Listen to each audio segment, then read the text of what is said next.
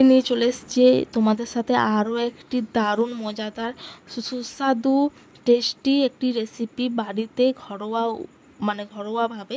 সেটা হলো egg roll. পুরো বাড়িতে করব, কিন্তু করব দোকানের মতন। তো ভিডিওটা দেখতে থাকো, অবশ্যই পুরোটা তোমাদেরকে দেখাবো। তো চলো, আমি বানাবো।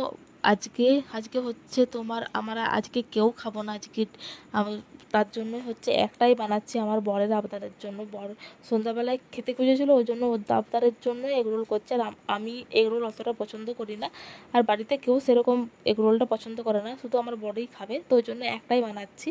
তো দেখো, আটাটা মেখে নিয়েছি, আর মেখে পর পুরো তেলে ভর্তি তোমার আটার লেচিটা রাখতে হবে, পুরো তেলে ভর্তি করে রাখতে হবে, যেমন তেলে ডুবে থাকে। তারপরে দেখো রেখে 2 ঘন্টার মতন ঢাকা দিয়ে দিয়েছিলাম। এবার রুটির মতন বেলতে হবে, ব্যাস কিছুই না। রুটির মতন বেলে তোমার একটু হালকা সেঁকে নিতে হবে, মানে রুটি যেমন ফুলকো ফুলকো করো সেরকম ব্যাপারটা কিন্তু ফোলানো চলবে না, এমনি সেঁকে নিতে হবে। একটু সেঁকে নিয়ে ব্যাস নামিয়ে দিতে হবে, আর কিছু নয়। আর যখন বেলবে অল্প অল্প করে রুল ময়দা নিয়েই বেলবে। দেখো পাতলা বেশ রুটিটা হয়েছে, দেখো পাতলা রুটিটা হয়েছে, ব্যাস আর কিছুই নয়।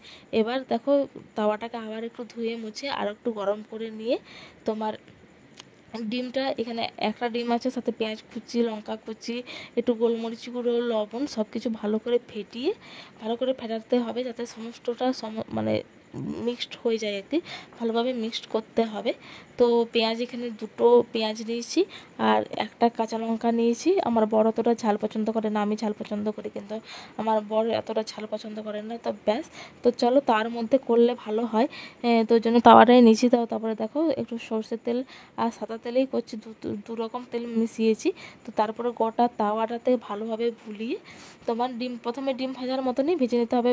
এগরোল কোনো ঝামেলাই নেই করার, খুব সহজে করা যায়। তারপরে একটু ভালো করে, একটু বড় করে ডিমের টা আরও ছড়িয়ে দিতে হবে। তো এক হাতে ফোন, এক হাতে করছি, একটু অসুবিধা হচ্ছে, তো ওর জন্য তোমাদের সাথে একটু পরে দেখা করছি। যে দেখো পুরো আমি ডিমটা বড় করে ছড়িয়ে দিয়েছি। এবার এর উপরে বেশিক্ষণ কিন্তু ডিমটা রাখা যাবে না, নাহলে কিন্তু রুটিটা ওর সাথে সেট হবে না। সঙ্গে সঙ্গেই কিন্তু রুটিটা দিয়ে একটু এরকম করে চিপে চিপে রাখতে হবে কিছুক্ষণ, এক পাশটা যতক্ষণ না ভাজা হচ্ছে। তো এক পাশটা ভাজা হয়ে গেলে উল্টে দিতে হবে। তো চলো দেখতে থাকো। এই যে দেখো উল্টে দিয়েছি, তো পুরো ভালোভাবে, আর একটু হয়তো ডিমটা হতো, তো যাক, ঠিকই আছে। আর আমার বর তো খেয়ে খুব প্রশংসা করেছে, খুব সুন্দর বলছে যে কি দোকানে আর যাবো না, তুমিই করবে যখন আমার খেতে মন যাবে। তো যাই হোক, এটার আর কিছু নেই। এই দিকটা ওদিকটা এপাশ ওপাশ ভালো করে ভেজে নিয়ে আমি নামিয়ে দেবো। এবার সুন্দর করে ডেকোরেশন করার পালা আর কি। তো ডেকোরেশন যেমন করে আবার দিয়েছি শসা কুচি, পেঁয়াজ কুচি, কাঁচা লঙ্কা কুচি, টমেটো সস। তো ভালো করে একটা পেপার দিয়েছি, তোমরা অবশ্যই সাদা পেপার দেবে।